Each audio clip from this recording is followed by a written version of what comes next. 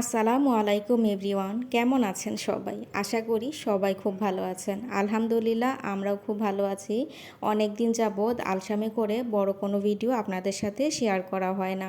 মোবাইলে অনেক অনেক শর্ট ভিডিও জমেছিল, তাই সেগুলোই কিছুদিন ধরে দিচ্ছিলাম।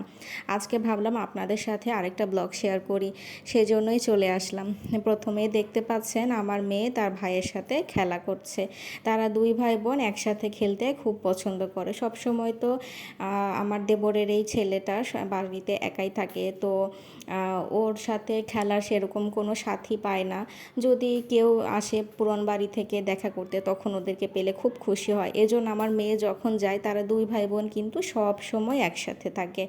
আর তাদের সাথে মাঝে মাঝে আবার কিন্তু একটু ঝগড়াও লেগে যায়। যাই হোক, ভাই বোনের মধ্যে এতটুকু তো থাকবেই, এই মিল এই ঝগড়া, আবার দুইজন একজন আরেকজনকে ছাড়া কিছুই বুঝছে না।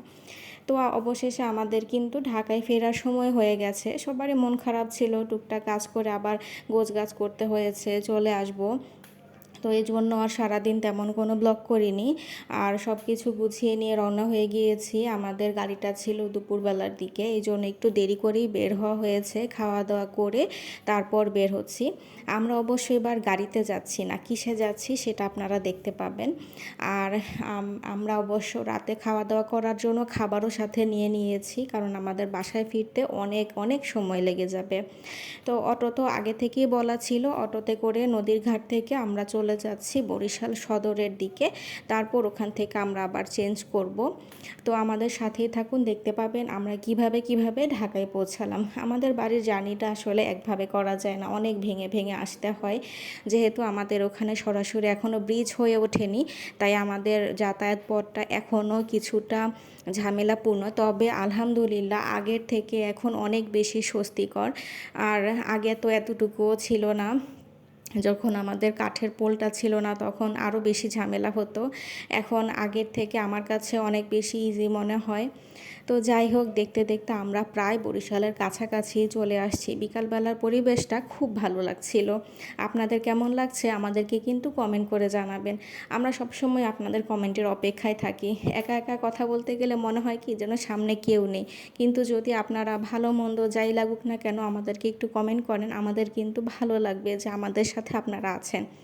তো এই যে আমরা শহরে ঢুকে গেছি, দেখতে পাচ্ছেন এখানে বরিশাল ইউনিভার্সিটির গেট আমরা পার হয়ে যাব আর কি। আর এখানে কিন্তু দুইটা বড় বড় কলেজ আছে, একটা হচ্ছে ইঞ্জিনিয়ারিং কলেজ এবং একটা হচ্ছে বরিশাল ইউনিভার্সিটি। তো ওদিক থেকে পার হয়ে আমরা এখন চলে আসছি খেয়াঘাটের এখানে। এটাকে চরকেউটিয়া খেয়াঘাট বলে। তো এইখান থেকে আর কি আমরা পার হব ওই পাশে। এখানে কিন্তু আমরা ব্রিজ দিয়েও যেতে পারতাম, সেই ক্ষেত্রে অনেক বেশি ঘুরে যেতে হতো। আর এটা হচ্ছে শর্টকাট। তো আমার দেবর হচ্ছে একটা ট্রলার নিয়ে আসছে আমাদেরকে ওপারে পার করে দেওয়ার জন্য। আর ট্রলারটা বেশ বড়, আর অন্য কোনো মানুষও ছিল না, আমরা সবাই মিলেই উঠেছিলাম।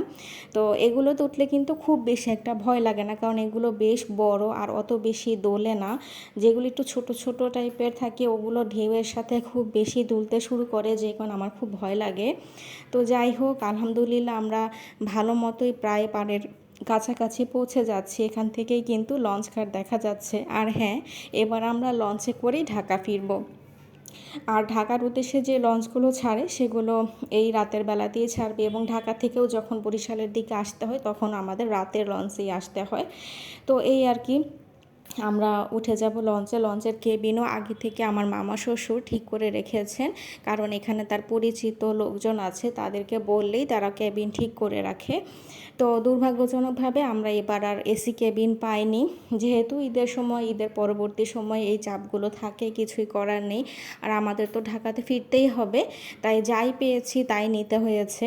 নদীর পাশের এই ছোট ছোট কেবিনগুলোতে এসি না থাকলেও যদি আপনারা জানালা দরজা খোলা রাখতে চান, তাহলে কিন্তু খুব আরামদায়ক। যখন লঞ্চ ছেড়ে দিবে তখন কথা বলছি আর কি।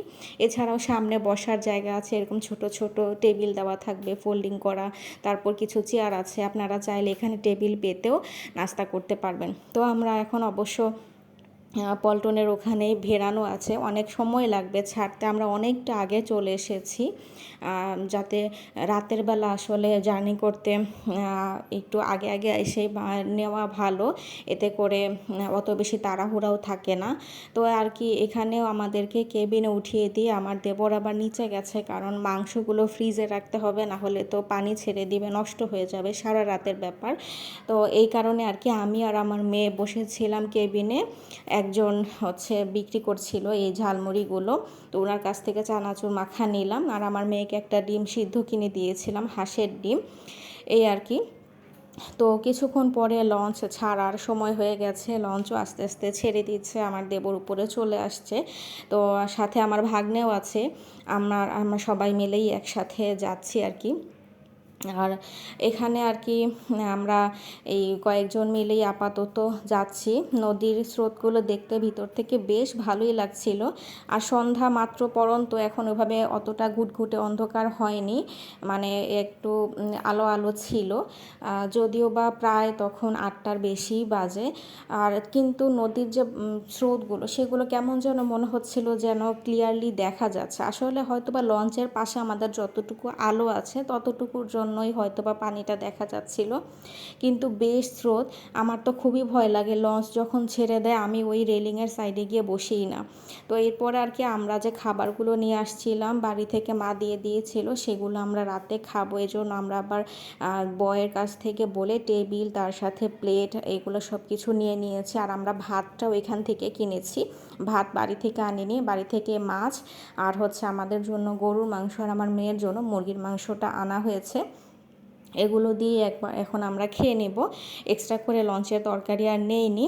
রাতের বেলা ঘুমটা একদমই ভালো হয়নি, কারণ ওই যে নন এসি কেবিন, আগেই বলেছি যদি দরজা জানালা খুলে ঘুমাতে পারেন তাহলে, বা যদি ঘুমানোর চিন্তা না থাকে আড্ডা মেরে দিয়ে রাত পার করে ফেলবেন, তাহলে অবশ্য আমি বলবো যে এই ধরনের কেবিনগুলো বেস্ট।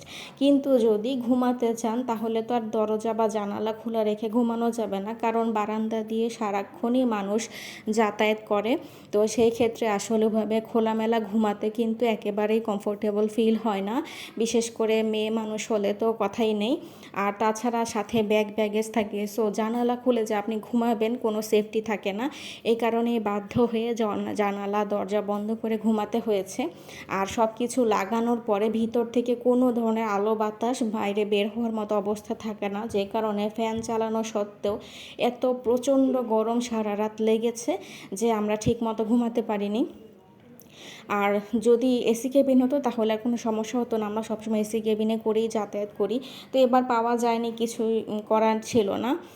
এবার অন্যরকম একটা অভিজ্ঞতা হলো, সব ধরনের অভিজ্ঞতা থাকাটাই ভালো। এর আগে অবশ্য আমি বিয়ের পর একবার নন এসি কেবিনে জার্নি করেছি, তখন শীতকাল ছিল, যে কারণে এই প্রবলেমটা তখন ফেস করিনি।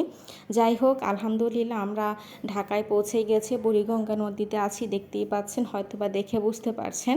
তো এখানে আসার পরই এমনিতেই ঘুম ভেঙে যাবে, তার একটা সব থেকে বড় কারণ হচ্ছে পানিতে কিন্তু উৎকট একটা গন্ধ থাকে, যেমন একটা কেমিক্যাল জাতীয় একটা ঘ্রাণ আসে, যাতে ঘুমটা এমনিতেই ভেঙে যায়। তো ভাঙার পরে দেখলাম যে আসলেই তাই, ঢাকাতে পৌঁছে গেছি। আর তার সাথে আবার একটু একটু গুড়ি গুড়ি বৃষ্টিও হচ্ছিল।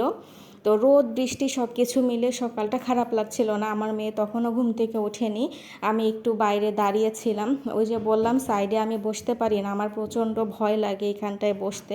আমার মেয়ে কিন্তু দিব্যি এখানে বসে থাকতে পারে, সাইডের যে চেয়ারগুলো সেখানেতে, কিন্তু আমি পারি না, আমার পানিতে অনেক বেশি ভয়। তো এই আর কি, সব মিলিয়ে জার্নিটা ভালো খারাপ সব কিছু মিলিয়ে ভালোই ছিল বলা যায়। আর এখানে আসার পরে দেখলাম যে অন্যান্য লঞ্চগুলো সাইডে ভিড়ে গেছে, আমরা এখন আস্তে আস্তে সাইডে ভিড়বো, তবে এই সময়টা একটু সাবধানে, তারা অনেক সময় নিয়ে করে, যেহেতু অনেকগুলো লঞ্চ পাশাপাশি থাকে, তাই নিজেকে সেফ মতো মাঝখান দিয়ে ঢোকাতে গেলে তাদেরকে অনেক ডিরেকশন দেখে আস্তে ধীরে আসতে হয়, না হলে পিছন থেকে যদি অন্য লঞ্চকে ধাক্কা দেওয়া হয় তাহলে ক্ষয়ক্ষতির একটা ব্যাপার থাকে বা একটু ক্ষতিগ্রস্ত হলেই কিন্তু ডুবে যাওয়ারও ব্যাপার আছে। তো এই কারণে আর কি খুব স্লোলি তারা একবার আগাচ্ছিল একবার পিছাচ্ছিল, এরকম করে ঘাটে ভিড়তে অনেকটা সময় লেগে গেছে। এই ফাঁকে আমি আমার মেয়েকেও ঘুম থেকে তুলে নিয়েছি, ওকে বাথরুমে নিয়ে ফ্রেশ করিয়ে নিয়ে আসছি। আপাতত একটু হালকাভাবে পানির ঝাপটা দিয়ে মুখটা মুছিয়ে তারপর ওকে নিয়ে আমি বের হব। আর আগে হচ্ছে আমার দেবর নিচে গেছে, ফ্রিজ থেকে মালামালগুলো বের করবে, তারপর আমরা ব্যাগগুলো নিয়ে আস্তে আস্তে নেমে যাব। তো এখানে নামার পরে আবার আমাদেরকে অন্য কিছু নিতে হবে। আমরা এখানে দাঁড়িয়েছিলাম, এখানে হচ্ছে টার্মিনাল, লঞ্চ টার্মিনাল। এখানে আমাদেরকে দাঁড় করিয়ে রেখে আমার দেবর গিয়েছিল সিএনজি আনতে। আর আমরা গাজীপুরে ডিরেক্ট সিএনজি পাইনি, অনেকক্ষণ প্রায় ঘন্টাখানেক দাঁড়িয়ে থাকার পরও আমরা ডিরেক্ট সিএনজি পেলাম না, 2বার ভেঙে যেতে হবে। কিছুই করার নেই, সকালবেলা এরকম ভোগান্তিতে পড়তে হবে এটা আগে বুঝতে পারিনি। তো এখানে আসার পরে আমরা আর কি যাই হোক 2বারে ভেঙে ভেঙে যাব এভাবেই সিএনজি নিয়ে নিয়েছি। আর এই ছিল আমাদের ঢাকা ফেরার জার্নিটা। আপনাদের কেমন লাগলো আমাদেরকে কমেন্টে জানাবেন। আর পরবর্তী ব্লগ নিয়ে আপনাদের সাথে খুব জলদি দেখা হবে ইনশাল্লাহ। ততক্ষণ পর্যন্ত সবাই খুব ভালো থাকবেন, আমাদের জন্য দোয়া রাখবেন। ইনশাআল্লাহ নতুন কোনো ব্লগ নিয়ে আবার আপনাদের সামনে চলে আসব। আর আমাদের কোনো ভুল ত্রুটি থাকলে ক্ষমা সুন্দর দৃষ্টিতে দেখবেন। যদি কোনো সাজেশন থাকে অবশ্যই আমাদের জানাতে পারেন। আল্লাহ হাফেজ, আসসালামু আলাইকুম।